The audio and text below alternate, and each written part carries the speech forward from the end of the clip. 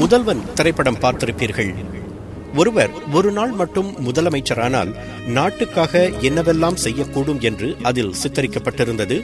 சினிமாவுக்காக கொஞ்சம் மிகைப்படுத்தி சொல்லப்பட்டிருந்தது. அதில் கூறப்பட்ட எல்லா விஷயங்களையும் நடைமுறைப்படுத்துவது சிரமம் என்றாலும் புறையோடி போயிருக்கும் துறைகளில் நாம் ஏன் சிறிய அளவிலான அதிரடி நடவடிக்கைகளை மேற்கொள்ள முடியாது என்ற சிந்தனையை அந்த படம் எழுப்பியது. அந்த படம் உருவானதற்கு ஓர் அசாதாரணமான கதாபாத்திரம் காரணமாக இருந்திருக்க கூடும். 21ஆம் நூற்றாண்டில் நாம் இருந்தாலும் இன்னும் பெண்களுக்கு பல துறைகளில் சம வாய்ப்பு மறுக்கப்படுவது அவலமான உண்மை. இப்படிப்பட்ட சூழ்நிலையில் அசாதாரணமான மனோதிடமும் தைரியமும் உடைய ஒரு சில பெண்களால் மட்டும்தான் நிமிர்ந்து நிற்க முடியும், வானத்தை வசப்படுத்த முடியும். அவ்வாறு தானும் நிமிர்ந்து இந்திய பெண்களையும் உலக அளவில் தலைநிமிர வைத்திருக்கும் ஓர் அதிசய மங்கையைத்தான் சந்திக்கவிருக்கிறோம். தான் தேர்ந்தெடுத்த துறையில் துணிந்து அதிரடி நடவடிக்கைகளை மேற்கொண்டு சமுதாயத்தில் பெரிய தாக்கத்தை ஏற்படுத்தியதோடு உலகத்தின் கவனத்தையும் ஈர்த்திருக்கும் அந்த வித்தியாசமான பெண்ணின் பெயர் கிரண் பேடி. 1949ஆம் ஆண்டு ஜூன் 9ஆம் தேதி அம்ரிட்சரில் பிறந்தார் கிரண் பேடி. 4 மகள்களில் 2ஆம் அவர். பழமைவாதத்தில் நம்பிக்கையில்லாத பெற்றோர். அதனால் சிறு வயதிலிருந்து சிறகடித்து பறக்க முடிந்தது கிரண் பேடியால். சராசரி இந்திய பெண்ணுக்கு கிடைக்காத வாய்ப்புகளும் கல்வியும் அவருக்கு கிட்டியது.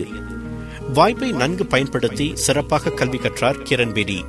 சட்டத்துறையில் இளங்கலை பட்டமும் அரசியலில் முதுகலை பட்டமும் பெற்றார்.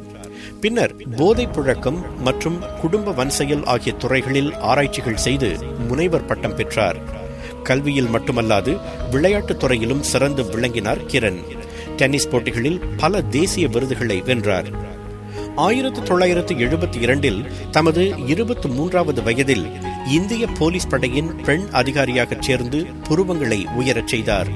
இந்தியாவிலேயே போலீஸ் அதிகாரியாக சேர்ந்த முதல் பெண் அவர்தான். பணியில் சேர்ந்த நாளிலிருந்து நேர்மை, மனிதாபிமானம் ஆகிய 2 பண்புகளை தைரியமாக வெளிப்படுத்தினார் கிரண் பேடி. ஆரம்பத்தில் அவர் போக்குவரவு போலீஸ் துறையில் அதிகாரியாக இருந்தார்.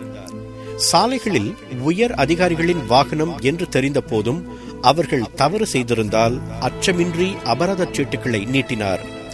ஊழல் நிறைந்த ஒரு சூழ்நிலையில் அவரது அதிரடி நேர்மை விரோதிகளை பெற்றுத்தந்தாலும் அவரது வேலை திறனும் கடமை உணர்வும் கிடுகிடுவென பதவி உயர்வுகளையும் பெற்றுத்தந்தது. போலீஸ் துறை என்பது குற்றவாளிகளை பிடித்து கூண்டில் அடைக்கும் துறையாக மட்டும் இல்லாமல் குற்றவாளிகளுக்கு உதவும் ஒரு துறையாக, அவர்களின் மறுவாழ்வுக்கு வழிகாட்டும் ஒரு துறையாக இருக்க வேண்டும் என்று அழுத்தமாக நம்பினார் கிரண் பேடி. அவரது நம்பிக்கைக்கு செயல் வடிவம் கொடுக்கும் ஒரு மிகப்பெரிய சவால் அவரது தோள்களில் சுமத்தப்பட்டது 1994ஆம் ஆண்டு. திஹார் சிறைச்சாலை ஆசிய பசிபிக் வட்டாரத்திலேயே ஆக பெரியதும் மிக மோசமானதுமான சிறைச்சாலை. இன்ஸ்பெக்டர் ஜெனரல் என்ற பதவி உயர்வோடு அந்த சிறைச்சாலையை நிர்வகிக்கும் பொறுப்பு அவருக்கு தரப்பட்டது. சுமார் 11,000 கைதிகள், பெரும்பாலும் ஆண்கள். ஒரு பெண்ணால் என்ன சாதிக்க முடியும் என்று நினைத்தவர்கள் மூக்கின் மேல் விரல் வைத்தனர் 2 ஆண்டுகளில். அந்த சிறைச்சாலையில் ஊழல் மலிந்திருந்தது, போதை புழக்கம் பரவலாக இருந்தது, மிக மோசமான நிலையில் கைதிகள் வைக்கப்பட்டிருந்தனர். மற்ற அதிகாரிகளைப் போல் அலுவலகத்தில் உட்கார்ந்து ஆணை பிறப்பிக்காமல் ஒவ்வொரு கைதியாக சந்தித்து பேசினார் கிரண். ஒரு பெரிய புகார் பெட்டியை நிறுவி தவறு செய்யும் அதிகாரிகளை பற்றி புகார் எழுதி அதில் போடுமாறு கைதிகளுக்கு ஊக்கமூட்டினார். அந்த புகார் பெட்டியின் சாவியை தானே வைத்துக் கொண்டு ஒவ்வொரு நாளும் ஒவ்வொரு புகாரையும் படித்து தகுந்த நடவடிக்கை எடுத்தார். சிறை ஊழியர்களும் அதிகாரிகளும் விழித்துக் கொண்டனர். நாம் ஒழுங்காக நடத்தப்படுவோம் என்ற நம்பிக்கை கைதிகளுக்கு வந்தது. முறையான கழிவறை வசதிகள் செய்து தரப்பட்டது, ஊட்ட உணவு வழங்கப்பட்டது, போதை புழங்கிகளுக்கு சிகிச்சைக்கு ஏற்பாடு செய்யப்பட்டது. பிரார்த்திக்கவும் தியானம் செய்யவும் கைதிகள் ஊக்குவிக்கப்பட்டனர். படித்த கைதிகள் படிப்பறிவு இல்லாத கைதிகளுக்கு எழுத படிக்க கற்றுத்தந்தனர். சட்டம் படித்திருந்த கைதிகள் மற்ற கைதிகளுக்கு சட்ட ஆலோசனை வழங்க ஊக்குவிக்கப்பட்டனர். அடுத்து விப்பாசனம் என்ற ஒரு வித்தியாசமான தியான பயிற்சியை அறிமுகம் செய்தார் கிரண். அந்த 10 நாள் பிரார்த்தனை தியான திட்டத்தில் சுய ஒழுங்கை கற்றுக்கொண்டு தங்களுடைய இருண்ட இறந்த காலத்தை நினைத்து வருந்தி திருந்தினர் கைதிகள். 2000 ஆண்டுகளுக்கு முன் அசோகர் விபாசன பயிற்சியை செய்ததாக வரலாற்று குறிப்புகள் கூறுகின்றன. பல நூற்றாண்டுகள் வழக்கொழிந்து போயிருந்த அது கிரண்பேடியால் மீண்டும் இந்தியாவில் புத்துயிர் பெறத் தொடங்கியது. இன்று திஹார் சிறைச்சாலையில் மாதத்திற்கு 2 முறை அந்த பயிற்சி வழங்கப்படுகிறது. கிரண்பேடியின் பரிவான, வித்தியாசமான, அதே நேரத்தில் கட்டொழுங்கான நிர்வாகத்தின் கீழ் அந்த திஹார் சிறைச்சாலை குற்றவாளிகளின் பாலைவனம் என்ற நிலையிலிருந்து திருந்தியோருக்கான சோலை வனமாக மாறியது. தன் அனுபவங்களை அவர் இட்ஸ் ஆல்வேஸ் பாசிபிள் என்ற நூலாக எழுதினார். அதில் குற்றத்தடுப்பு, சிறைச்சாலை நிர்வாகம், சமூக காவல் முறை ஆகியவை பற்றி வித்தியாசமான கருத்துக்களை அவர் வெளியிட்டார். சிறை நிர்வாகத்தில் thinking out of the box என்ற அணுகுமுறையை பயன்படுத்தி அவர் மேற்கொண்ட சீர்திருத்த நடவடிக்கைகள் உலகின் புருவங்களை உயர்த்தின. அவரது நூல் பல மொழிகளில் மொழிபெயர்க்கப்பட்டது. இந்திய போலீஸ் துறைக்கு அவர் ஆற்றிய உன்னத பங்கு ஐக்கிய நாட்டு சபையின் கவனத்தையும் ஈர்த்தது. ஜனவரி 2003 ஆண்டு ஐக்கிய நாட்டு அமைதி படையின் நடவடிக்கைகளுக்கு கிரண்பேடியை ஆலோசகராக நியமித்தார் தலைமைச் செயலாளர் கோஃபி அனான். இந்தியாவில் வேறு எந்த ஆண் போலீஸ் அதிகாரிக்கும் கிடைக்காத அந்த கௌரவத்தை மகிழ்ச்சியோடு ஏற்றுக்கொண்டு மிகச்சிறந்த சேவையாற்றினார் கிரண்.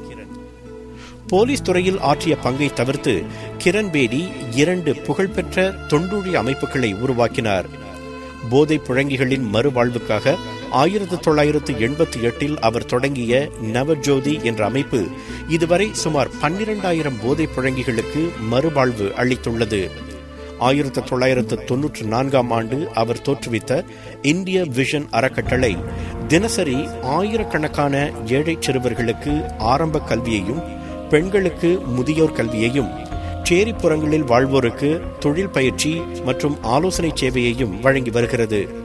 குறிப்பாக கைதிகளின் பிள்ளைகளுக்கு கல்வி புகட்டி இன்னொரு குற்றவாளி உருவாவதை தடுப்பது அந்த அமைப்பின் உன்னத நோக்கம்.